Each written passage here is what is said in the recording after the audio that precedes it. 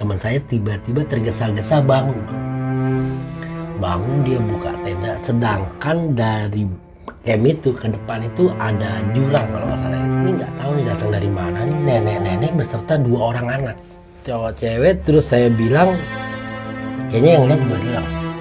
Terus saya tanya sama temen nih, arah jam 11 lu ngeliat ada yang turun nggak? Dia bilang begitu. Nggak ada. Ada yang naik nggak? Nggak ada. Ini orang yang nenek itu lewat depan sini bang. Yang anak cewek, anak si nenek itu yang cowok itu nggak basa-basi, nggak apa, itu jalan lewat. Dia nengok bang, nengok ke kita bang, tuh gitu. Muka gimana sih bang? Muka hancur. Tapi ya sih ini orang, dalam hati saya ini orang dulu mungkin di Salak nggak diketemukan kali ya. Assalamualaikum warahmatullahi wabarakatuh. Berjumpa lagi sama gue John Arya di Jembatan Hitam Story and Mystery.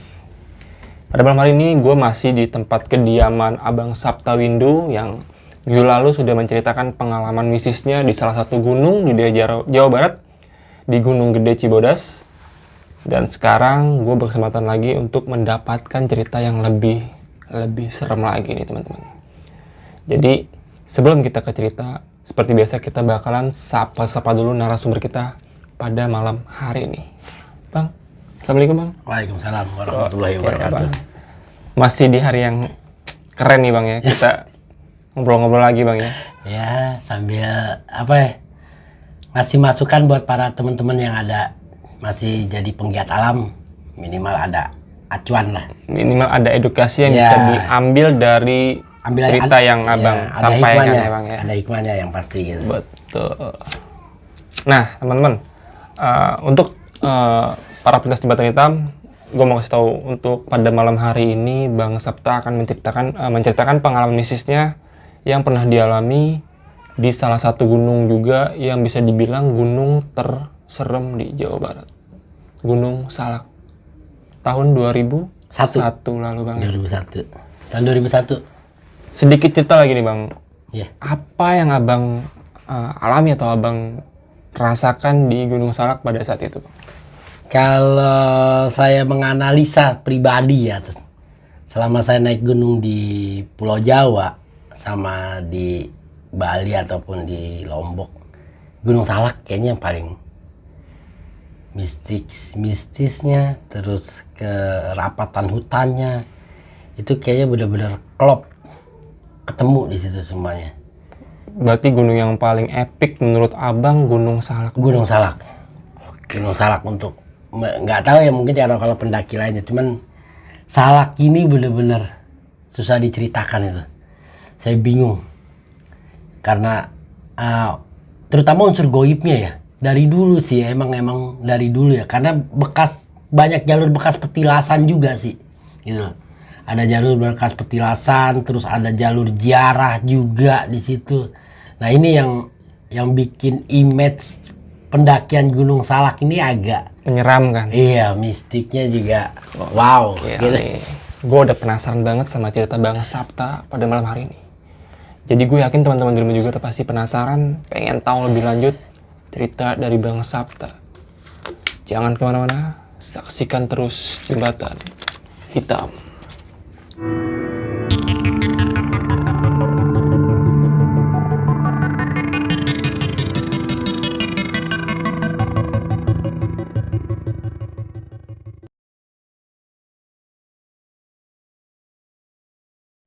Ya, Assalamualaikum warahmatullahi wabarakatuh. Saya Sapta, Sapta Windu, panggilannya Ewin. Saya ingin berbagi cerita pengalaman pendakian di tahun 2001. Di bulan Desember, di saat lagi musim penghujan kalau nggak salah. Itu saya naik, ada 4 orang saya naik. Ya, saya naik ada 4 orang via Pasir Rengit. Saya bisa Pasir Rengit. Nah, awal pendakian itu sudah dari awal kita juga udah ngalamin hal yang apa ya? Hal yang aneh lah. Begitu kita perjalanan ada sampai 4 jam sampai 6 jam di pos 5 menuju ke kawah, ke puncak. kita ngecamp dulu di situ. Kita ngecamp jam 4 lah kalau nggak salah, itu kita ngecamp jam 4 jam 5. Saya udah selesai ngecamp sambil ngobrol lah sama teman, berbagi cerita. Selesai ngecamp, tutup tenda. Saya sempat ada teman saya tidur, jadi itu tenda kamp 4, teman saya 2 orang, terus teman saya 1 lagi. Gitu, teman saya 1 lagi berinisial D. Saya sempat bilang, tenda tutup. Itu makanan, nesting apa alat-alat peralatan masak masukin biar nggak dituin sama binatang. Kira-kira estimasi jam 8 itu masih sore, jam 8 jam 9 lah itu. Ya udah kita yang mau break, yang mau nyantai, cuman gue mau break lah, besok gue mau lanjut lagi. Jadi pas sudah break, teman nge-break, dia tutup tenda, saya tidur. Teman tidur, tiba-tiba nggak nyampe 10 menit teman saya tiba-tiba tergesa-gesa bangun, Bang. Bangun, dia buka tenda, sedangkan dari camp itu ke depan itu ada jurang kalau nggak salah ya, cuman dibatasin kayak ilalang sama jalur, terus dia kayak jurang gitu. Teman saya tiba-tiba bangun jalan ke arah jurang. Bagusnya alhamdulillahnya Allah ngasih restu, saya bangun. Saya panggil teman saya karena ini bangunnya aneh, Bang. Seperti apa? Seperti orang dikagetin, bebet gitu, Bang. Nggak bangun kayak bangunnya orang habis capek apa. Nggak, dia kayak bangun kaget. Terus kosong di jalan gitu loh. Di jalan saya panggil sama saya. "Weh, lu mau kemana?" "Gue dipanggil nih sama si B," kata dia gitu. Dia nengok, dia malah cepet nengok. "Weh, dia mau kemana?" gitu. Dia nengok gini. "Oh, si B manggil depan. Masuk." Dia bilang gitu. Masuk. Ya. Dalam hati saya, ini nggak kena, ini aneh nih. Bener. "Kenapa lu?" "Oh no, si B manggil tadi." "Udah, lu tidur." Tuh si B tuh. Dia tidur, tutup tenda. Baca doa dulu. Doa. Dia sempet terpaku ngeliat temen lagi tidur. Karena dia dipanggil sama teman saya yang tidur ini loh. Begitu dia pagi-pagi kita buka tenda, kita ingetin, ya cuma 3 tepuk. "Bagus masih gue panggil. Lu jangan punya pikiran aneh-aneh ya. Tuh jalan yang menuju lu tuju tuh." Bes gitu. Dia kaget, dia beragama lain, dia sebutin nama Tuhannya. Ya udah, hilangin sugesti, kita lanjut. Ya lanjut. Jalan. Tiba-tiba ada kayak seperti pohon, dia ngasih arah ada tali, ada pohon, ada tali. Nah kita kayaknya ini tali ini arah jalur, Bang. Nggak tahu, bukan arah jalur, Bang. Gitu. Kita ketemulah pertigaan, kita sempat berhenti. Jangan panik, ini ada pertigaan orientasi medan. Kita lihat jam, 2 menit, lu ke sono ya. Orientasi, nanti jalur mana yang kira-kira emang dilaluin pendaki sama tidak. Kita orientasi seperti itu. 2 menit balik lagi ya, pakai jam. Nggak nyampe 2 menit. Karena kalau di hutan itu, Bang, kalau 2 menit itu jaraknya jauh, Bang. Kita bakalin tali, lu ikat kira-kira jarak berapa meter, lu ikat ya, nanti lu iketin lagi sampai 2 menit. Terus dia yang satu ngasih kabar, informasi, makin sana jalurnya makin sempit, Bang. Lu ada sampah. Oh, sampah apa? Ya sampah pendaki lah, kayak permen, bungkusan rokok apa. Oh ya, ini berarti jalur. Dan kita balik lagi ke jalur itu, Bang. Tali itu udah nggak ada, Bang. Tali yang mengingatkan kita yang tadi belok itu nggak ada, Bang. Ya, tali rafia itu nggak ada. Ya udah, kita ke puncak. Di puncak itu ketemu kabut, jarak pandang berapa meter nggak kelihatan temen, Bang. Bau belerang menyengat, mau nggak mau kita balik. Itu pun kesasar lagi, Bang. Kesasar, temen saya teriak-teriak dia, Bang. Kayak teriak gimana gitu ya. Akhirnya karena jarak kita berjalan ini emang nggak begitu jauh, temen yang di tengah teriak, saya putar balik ke belakang, terus temen mengingatkan, gue kayak ada yang iniin, gitu. Udah jangan dibahas, ayo turun, kita nyampe ke, paksain kalau bisa sampai ke base camp. Jadi waktu itu mau pulang lewat Cidahu, tapi kita balik lagi ke Pasirengit. Jadi di simpang itu ya udah. Nah di saat lagi break bang, ini datang, ini nggak tahu nih datang dari mana nih, nenek beserta 2 orang anak, kayak remaja lah, cowok cewek. Terus saya bilang, kayaknya yang lihat gua doang. Terus saya tanya sama temen nih, ini jalur nih bang, ini jalur nih orang lewat, ini temen lagi pada break di sini kan. Arah jam 11 lu ngeliat ada yang turun nggak? Saya bilang begitu, nggak ada. Ada yang naik nggak? Nggak ada. Ini orang yang nenek itu lewat depan sini bang. Berarti gua doang bang ngeliatin bang. Yang anak cewek, anaknya si nenek itu yang cowok, itu nggak basa-basi, nggak apa, itu jalan lewat. Dia nengok bang. Nengok ke kita bang. Tuh gitu. Itu apa ya?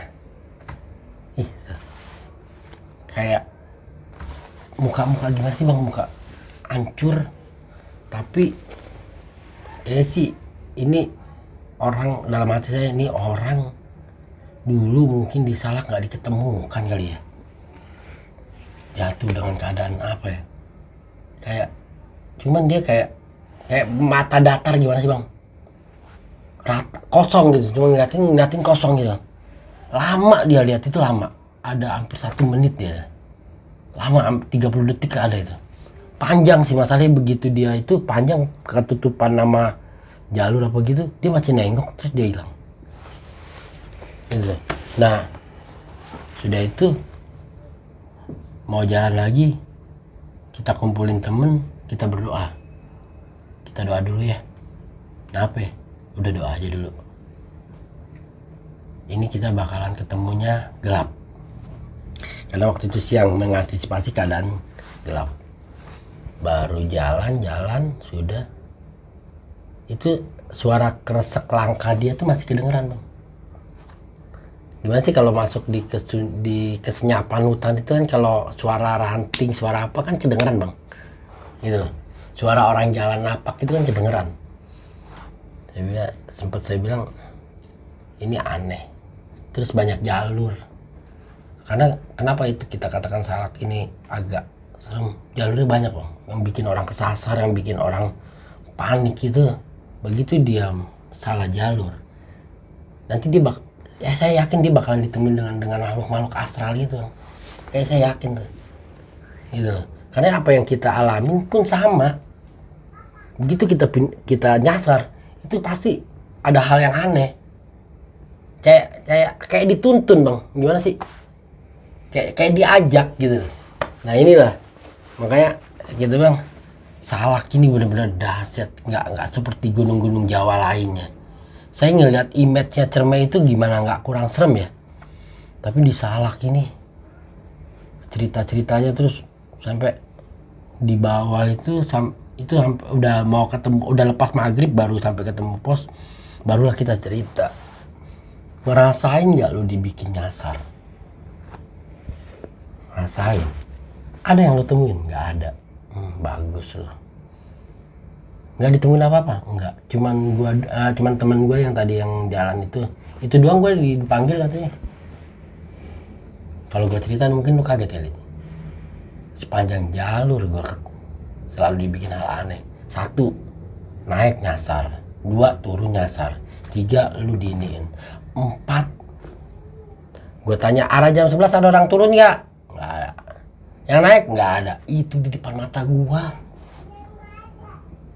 Nenek dengan pakaian apa ya? Kayak wanita-wanita Sunda zaman dulu gimana sih bang?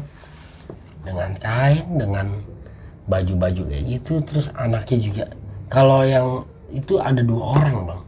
Jadi nenek itu gandeng 2. Itu cuman yang 1 cowok ini sempat nengok, yang nggak habis pikir. Habis nengok itulah kita dibikin aneh bang. Jalur nyasar, terus ketemu petilasan gitu loh. Makanya Salak ini apa ya, goibnya hutannya ini yang bikin mendukung tuh habis-habisan tuh.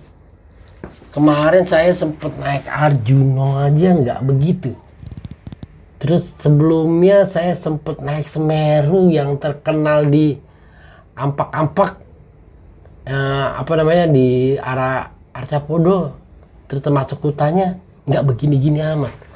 Kok Salak yang pantas kalau umpamanya saya ini kejadian-kejadian aneh di Salak ini. Karena satu, jalurnya banyak bang, petilasannya banyak, jalur ziarahnya banyak, belum jalur warga mencari kayu, mencari daun-daunan. Ini yang bikin para pendaki ini jadi kayak apa ya, keblinger bang. Nah ini ada hikmah di balik pendakian dengan vegetasi yang terlalu rapat.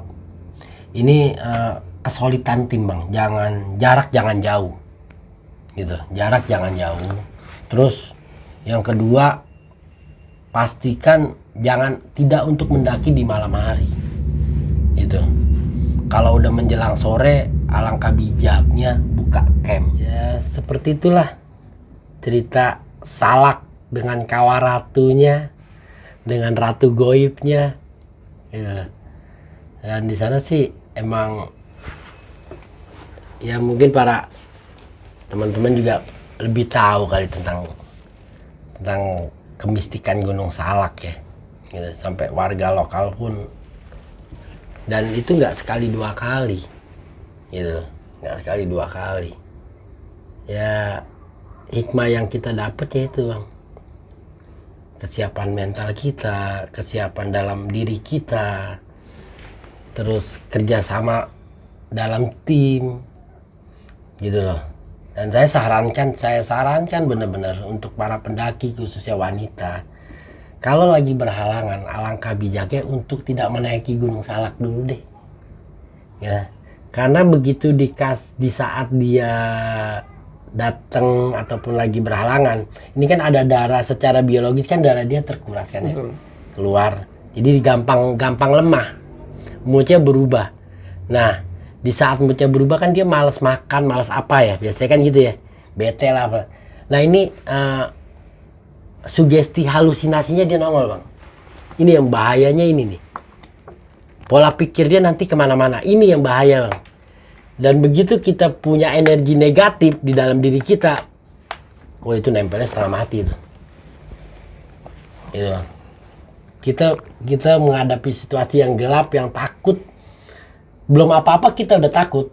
Ketakutan itu dia seneng, makhluk astral itu seneng makin mendekat sama kita. Nah ini yang saya sarankan untuk khususnya para pendaki wanita, terus yang baru-baru mendaki gitu loh. Jadi siapkanlah mental kalian, siapkanlah apa ya, perbekalan, jangan sampai kekurangan.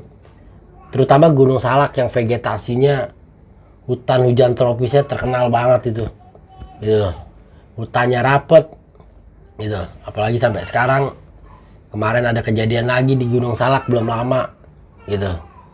Nah ini yang mau kita iniin, supaya Salak ini emang wow lah bang dibandingin gunung-gunung yang lainnya gitu loh. Apalagi dengan spirit apa ya, goib-goibnya, Masya Allah, nggak bisa ngebayangin bang. Kalau diingat-ingat lagi sih, saya nggak mau lagi naik Gunung Salak. Udah cukup, mendingan gunung yang lainnya deh. Oke teman-teman penulis Jembatan Hitam, itulah tadi pengalaman Bang Sapta Windu di tahun 2001 di pendakian Gunung Salak bersama dengan 3 orang ya bang, bersama dengan 3 orang rekan-rekannya dalam satu tim. Dan banyak sekali pengalaman-pengalaman mistis yang dialami sama Bang Sapta Windu pada saat itu. Dan ada hal yang paling pengen gue tanya itu adalah ketika Bang Sapta Windu melihat sesosok nenek-nenek bersama dengan 2 orang remaja ya bang ya? Iya, 2 orang remaja. Wanita dan lelaki. Iya. Dan pada saat ini cuman Bang Sapta aja yang merasakan itu bang ya? Iya, karena sempat kita kan nggak mau menyinggung masalah mistis masih di jalur pendakian ya bang ya. Takutnya teman jadi ngedrop ya. Jadi kita pakai kayak kata Sandi kata.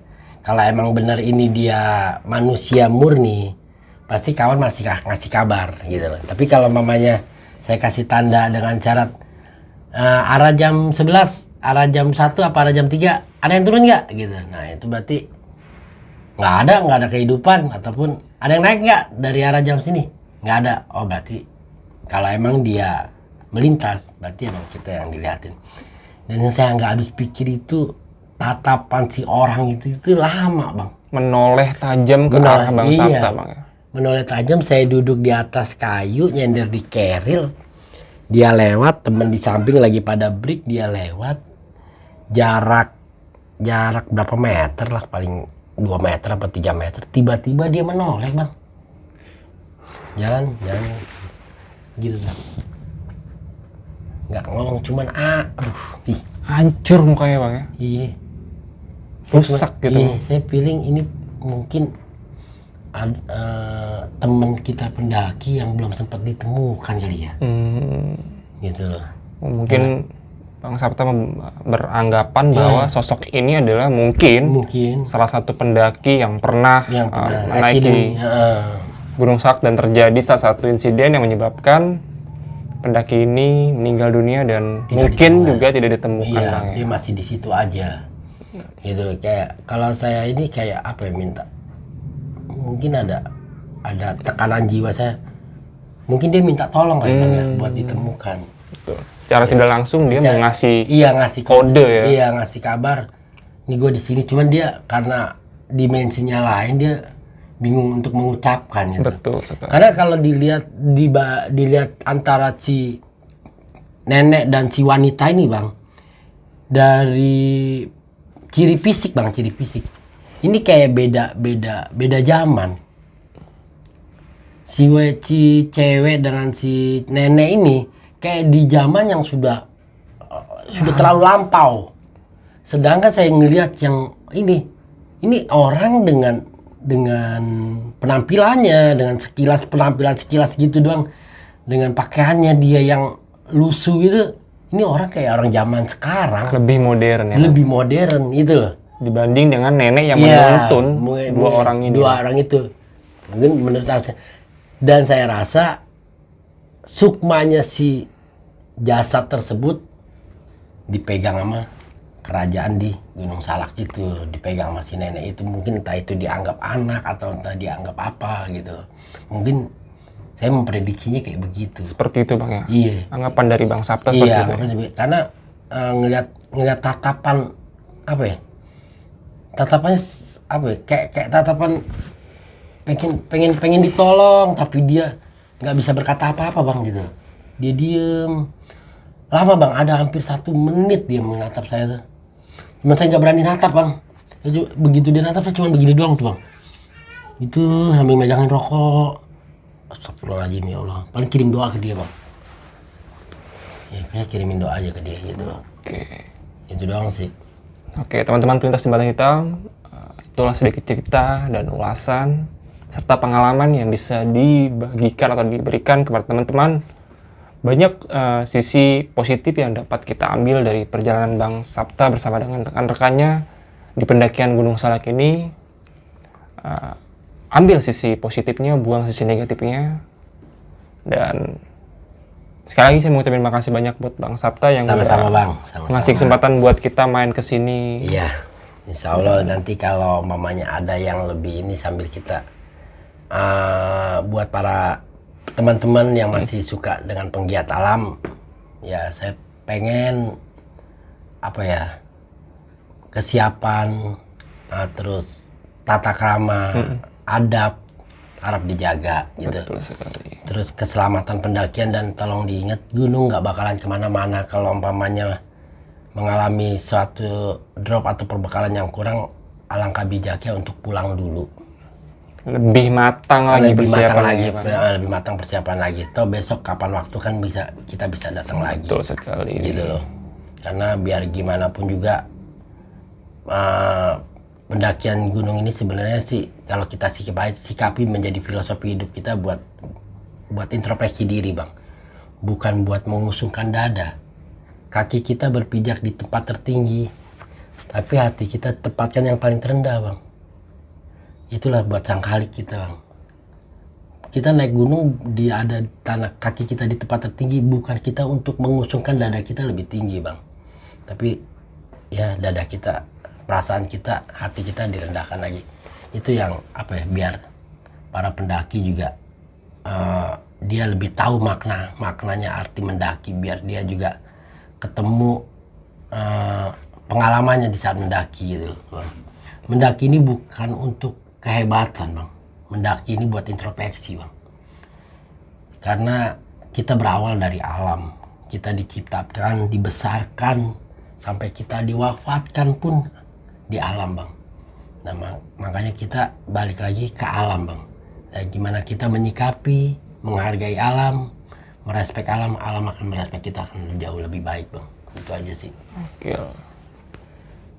Respek terhadap alam, hal yang paling diutamakan dalam kehidupan.